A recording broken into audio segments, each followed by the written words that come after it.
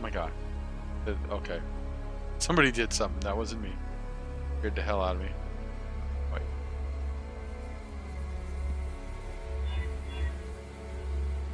Okay. Reduced amount recovered and recover. Amount recovered. Reduced rate. Immune to curses during flask effect. Remove curse on you. Actually, that would probably actually be better for me. Because I don't use much anyways. Give me armor. Which actually was probably, now that I think about it, probably actually better. Armor. An armor build. Yay! Alright, we'll bank these in for now. Turn your back for the barest moment and Rayclast bites you in the proverbial. I imagine that's how you're feeling upon visiting us this time. It's how I feel about now. I'm afraid that the Inquisitor's spirit has indeed returned to the Chamber of Sins. Yet while you won't encounter Meligaro by wandering his halls, I do perhaps know how you can find him. Whilst investigating the Fell Shrine, I learned of the existence of a map, forged by Meligaro from his own viscera. This map allowed him to transfer his spirit into another form of existence, an existential safe house to which he could retreat should death ever attempt to take him. Understanding the map's purpose, Vol tried to destroy it, to no avail. So he locked it away deep within the ruins of Freesia Cathedral. Find that map and place it upon the Reverie device in Meligaro's old laboratory. And when you step over that threshold, expect the very worst. Okay. You got for sale now, eh? Okay, just basic loot. Good. Like. Alright. Keep your life to your own. Aramir. Ah, yes. You do seem to have a penchant for presenting yourself when times are at their most perplexing. It would seem that our Almighty has forsaken us. False deities from ages past now rise and ravage, while our blessed innocence remains as silent as the stones at my feet. So much for Templar propaganda, eh? Well, I suppose if we are to fend for ourselves, then I should answer your troubling arrival with our own most pressing tribulation. The relic that washed ashore and started all the chaos. It was covered in ancient Val inscriptions. The symbols were much weathered, making them challenging to translate. Yet I did my best. The inscriptions spoke of the god Ralakesh. If this object somehow housed the spirit of that many-faced monstrosity, then I fear we are all in danger. Ralakesh was renowned for his penchant for subjugation and control. Please, I urge you to destroy this god before his strength and dominance grow insurmountable. Nip this divine threat in the bud, as it were. Our poor friend, Grust, has likely become Ralakesh's avatar in this world. At least his recent behavior would indicate as much. If you could see to Grust's passing, Ralakesh will be forced to retreat into the relic. Destroy the relic, and perhaps you will also destroy the god. Alrighty.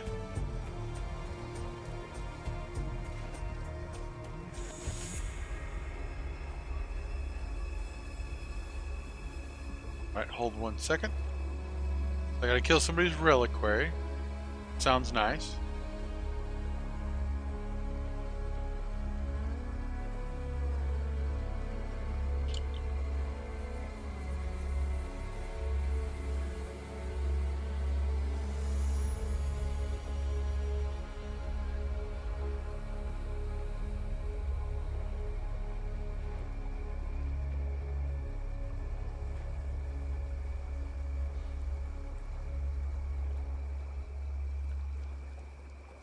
doing something. Sorry, folks. Give me a second.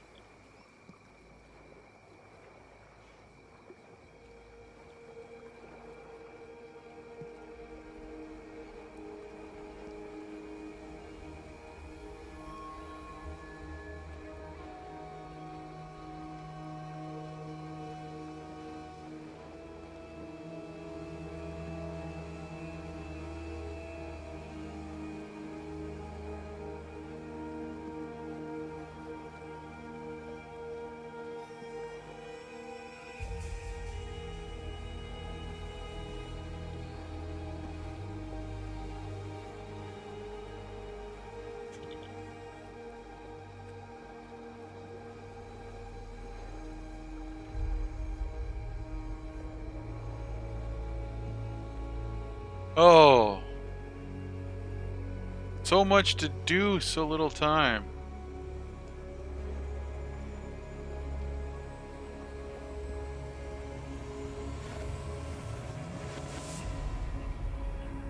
Sweet. Fare you well. We are running a sale on stash tabs. Let's see how much stash tabs. Oh, I can't buy any, but I want to see if the price went down. Because I'd like a currency one. And maps. What is it? Or extra stash tabs, premium. Oh, essence, divination stash, fragment stash. Okay, so yeah, like that one, that one, that one. And what's nice is if you do play this game, since it is free, everything on the game is free. This is just quality of life stuff here that you see in their cash store. It's quality of life or cosmetic. That's it. But not restricted to anything at all, like all the content. It's just like quality, having more stash tabs and stuff.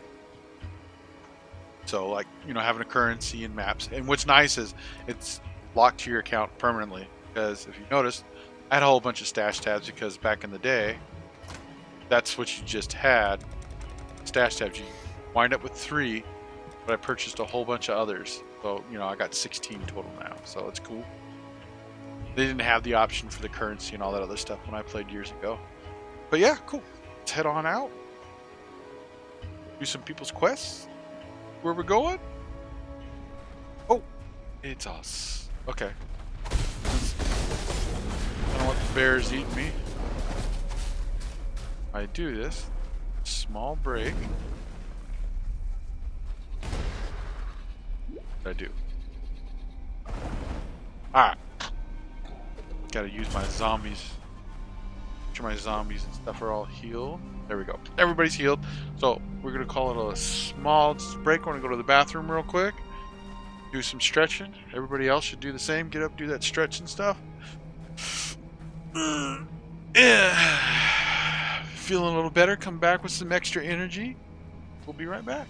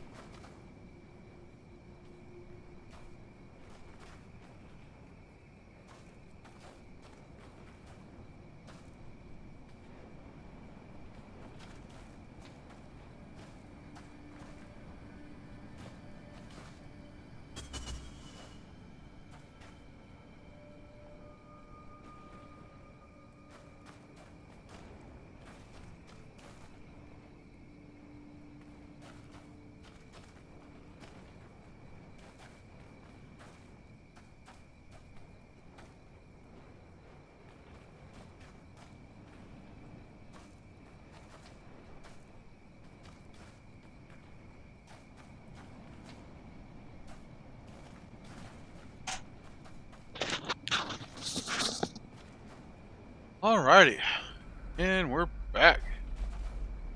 Grab some cheese. My green screen looking like crap. Filter. Okay. Alright. Oh, it's just the water. Alrighty. Let's get back to grinding. Or not grinding, following this story. So, our map says we got some story here. Okay, so here we're going to find the silver locket. Okay, so somewhere on this map we will find the silver locket.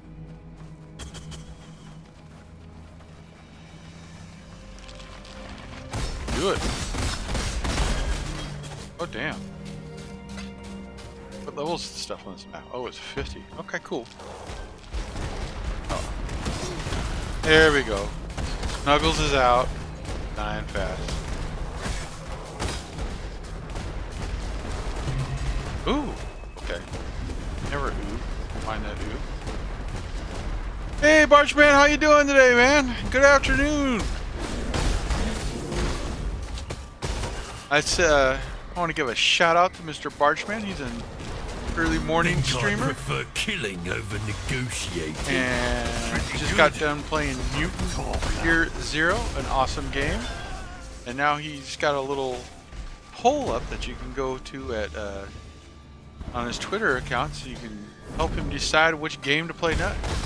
Personally, I'm going for. Personally, I'm hoping he plays. The vote goes to Final Fantasy VII. I was a naughty little boy back in my day. Used to make friends with, just like the old days. So that's my vote. And you can visit him over there and help him decide what he's going to play next. He's got. Let's see, what is it? We got Diablo 3, XCOM 2, Neo, and Final Fantasy VII. And I can't remember ever playing or... Yeah, of course, man. Ever playing Final Fantasy VII. So, speaking of older, more classical games, Phantasy Star just came out on the Switch. The original Phantasy Star, and they did some, I guess, quality of life improvements and put in easier modes on it, which I find ridiculous. I mean, the game wasn't that hard to begin with when I played it as a kid. God, how old was I? Let's see, it came out in the States in '88, so I was like, what? 74, so... Oh, damn. I wasn't that much of a kid. Oh, no, I was 12, yeah.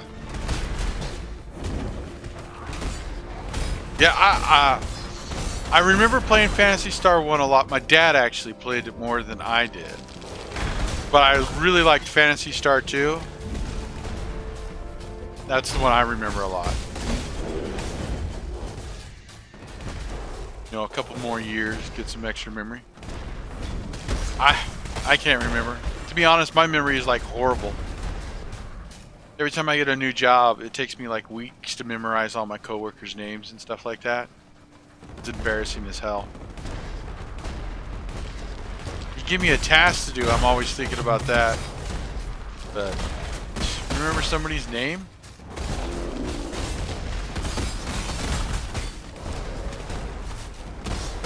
I think one too many hits in the head with a tree while I was falling timber kind of messed me up a little bit. Happened more than once, that's for damn sure. Hell, I was on the landing one time, got knocked up pretty bad.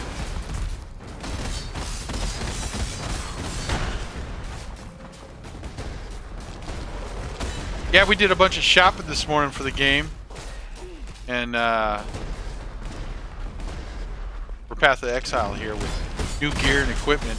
And it really, really improved the quality and performance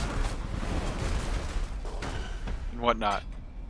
And now I got a better idea of how I want to do my gear, so going forward, when I pick up certain things, I know what I want. So it'll be really, really awesome.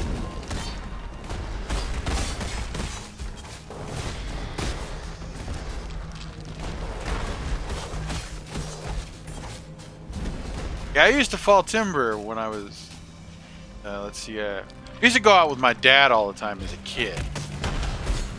And we started, me and my brother started going out and helping Dad carry his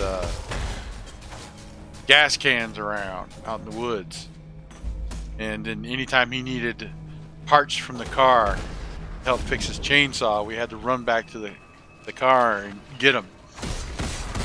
So that was a pain in the ass, because sometimes Dad would get mad and he'd throw his damn chainsaw like down the hill or throw it or something. And then he'd bust up his damn chainsaw, so you don't want to carry around parts for everything that he may wind up breaking. So you got to run 2 or 3 miles back uphill sometimes, more often than not than downhill. Pick up new parts for Dad, bring them back so he can fix them.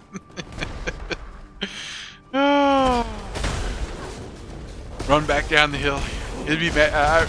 One time we were up on this hill and I don't know, he was cutting this tree, this really big tree, it was a big money tree, back when I was really young, about 10 or 11.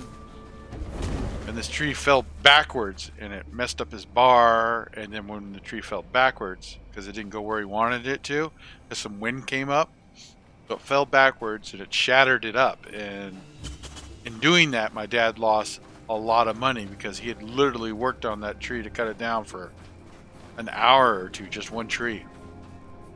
Because it was a big tree, so you had to cut a face, you had a jack, everything. And I don't think the jack worked either, and that's what also pissed him off. But he lost like a couple $100 on one tree that he lost. So he threw his chainsaw down the hill, so we had to go get a new bar, new chain, and he messed up the handlebars, had to go get a new lat and a side cover. Oh my God. It was just like, I had to lug like 40 pounds worth of garbage back. Well, not garbage, but parts back for him. Good old times. Then he left this is the good part. I was lucky it was like kind of on flat ground. Oh, me darling, me beautiful Meredith. How I miss your shuddering bosoms, your quivering thighs. She had a heart to melt an iceberg, and teats the size of a... Ooh. Well, anyway, I thank you greatly. Please, whatever else be in that lockbox, take your pick from it. This locket be the only treasure I need.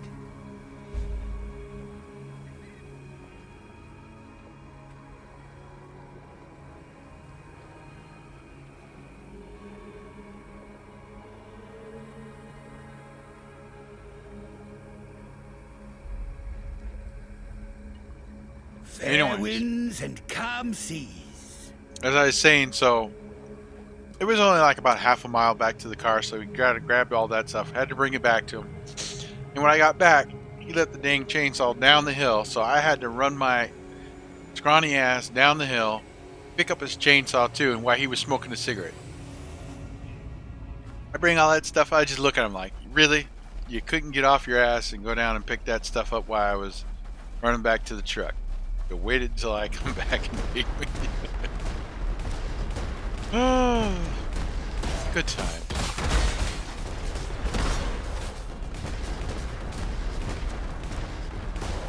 Then I started falling timber with him when I got older.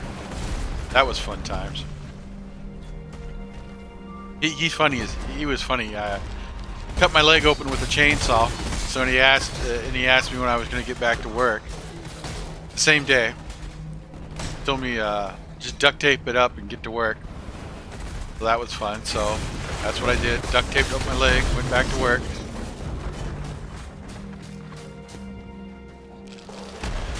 He took a look at it, and there's like blood everywhere coming through my fingers and stuff. And he's like, you may or may not be stitches, but you know, just give it a couple days and see how it feels, and then you'll know if you need stitches or not. Yeah, sure enough. A couple days later, at that point, I was just like, whatever. I probably should have stitches. Yeah, life lessons. So, almost killed myself once. I was falling a tree. Was backing away from it, and I tripped. And that's like bad. But I didn't notice it because usually you look up a tree before you fall it. And it had a good lean to it, but it was really foggy, so I could only see up about 20 feet up to the tree. And the reason it had a good lean to it, because there was another tree stuck in it. If I hadn't actually tripped, and it was the first time and the only time that I ever tripped backing away from a tree. If I hadn't, I would have been dead. So I used to smoke back then. I smoked like a pack of cigarettes before I started falling timber again. My dad came over and he looked at that, and my saw was like, because the tree, when I tripped, landed on the stump of the one I just cut, and there was a gap, and my saw was underneath it. So was my feet too. And also, if it had rolled in either direction, probably would have lost everything from my knees down when it landed. But got lucky on that too. He comes over, he says, I was like, man, I almost died, Dad. Kind of shaken up. He's like, well, how much money have you lost since you've been sitting here smoking? I'm like, all right. Get my ass in gear. Go back. He was funny. He crushed it. He crushed his hand. Every time he had hurt himself, he'd spend the rest of the day working.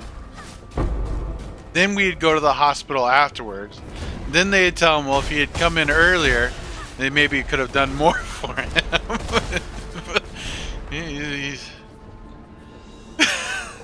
Yeah, get back to work. It was funny. He the one time he he broke his bone right here for his little finger into 8 pieces, and he continued cutting trees the entire day with that. He did that early in the morning. He worked another like 5 hours doing that. He used to have to pound wedges with these axes, 5-pound axes, on a short handle. So I wound up following him around all day, doing all of his wedge pounding. You know, because he was like, I'll just go to the hospital afterwards. So we get to the hospital, and the doctor says, hey, you're going to be out of work for about 3 to 4 weeks while that heals, because we're going to have to cast up your arm. And he's like, no, you're not. The doctor looked at me and said, pardon me? He says, what you're going to do is you're going to do whatever you got to do so I can go back to work tomorrow. Can't afford to not take work off. They had this like makeshift kind of casting that didn't really work. And I just followed him around for a couple days. So it didn't hurt as much when he was pounding and the wedges. Growth that lies. See, Correct. Tora, Even this is not nightmares natural. Don't you see? Cameria is That was funny Cameria as is hell. more. Everyone in the syndicate's a bastard. I'm not afraid to. Deal's a deal. That was funny. Old just wrapped it up, kinda, and went back to work. It was funny. He had just 2 fingers on his hand and his thumb to hold the chainsaw. So he used to hold it like this. Normally he was holding it like this. So he learned how to cut trees with his right hand on the bar, on the guide, and left hand on the trigger. That was interesting. Yeah, I mean, it was all about. Well, you're kind of like an independent contractor when you fall timber, so no insurance, none of that stuff back then. The money you made went towards, your own upkeep for your equipment. It was no problem to crush a saw just because of the things that you couldn't control. Like you'd be out there working, and this happened a couple times to me and my dad both. You'd be out there working, it'd not be windy, then suddenly some wind come up, blow a tree, it's coming down wrong, and just, alright, you gotta haul ass. And, well, sometimes you gotta jump out of the way and your saw gets left behind. Because he said, you can lose a saw, but if you start losing parts, you're gonna be able to use that saw anymore, so crush your damn saw. There goes $1,000. Seen that a couple times. Fun work though, I liked it. Very hard work though.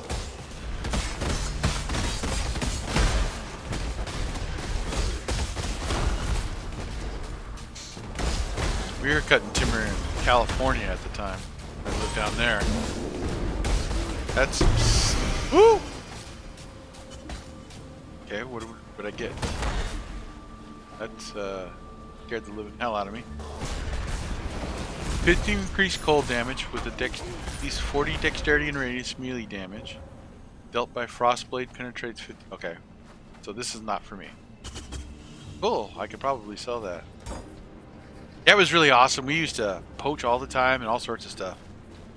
You know, statute of limitations, so I don't have to worry about that anymore. But we used to hit squirrels and deer on the way home all the time.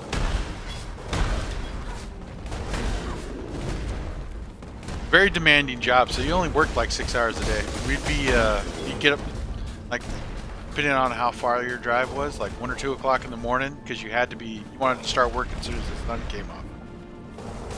And since small mistakes were literally life-threatening in many ways, I mean, if you just cut a tree just a tad too much, you can have it roll right off the stump, crush you, or, you know, take out a foot, a leg, and a hand or an arm, something like that. At the time, it was considered the 3rd dangerous job in the United States to actually have. So you had to be really careful. So you only worked, I mean, once you started feeling like tired while you were working, you were done. You can go take a nap or whatever if you want to come back out, but as soon as you started feeling like tired and like, oh, I'm worn out, you get done falling timber. Because the simplest mistake, wrong decision, not paying attention to the air, you're too hot, sweat in your eyes, can't see things properly, gotta wipe your forehead at the wrong time, just was, alright, hope you enjoyed your legs, you're not enjoying them anymore. Yeah, it did. I really loved it though. It was really, really hard work. I didn't appreciate it as much when I was younger, though. Of course, we all know how that is. You don't appreciate that kind of work until you get older. It was really cool. Ooh, temporal chain. Really cool to work to do, though. You only see your boss like once a week, too. Since you're kind of like a contractor, if you didn't like your boss, you just go find a new one. I saw my dad throw his chainsaw. He was up on a hill about a couple 100 yards, and it was almost straight down, and he was falling timber. Some dude come out and started yelling at him because he was breaking trees, but it was the next guy over that was doing it. I saw my dad throw his chainsaw off the hill. And this chainsaw weighs about 60 pounds because it's got a huge old power head and got a big old bar on it. He threw that off down there, hit that guy's truck. He was all yelling and screaming at my dad. My dad come off the hill with his axe and chase that guy around. We had to grab him and pull him. It's okay, Dad. It was funny. Dad was not putting up with that crap. Them old school timber fallers you did not mess with. We worked with a guy one time, and he was like really old. And he used to cut them things down by hand. They used to sharpen their axes all the time. He was telling us one time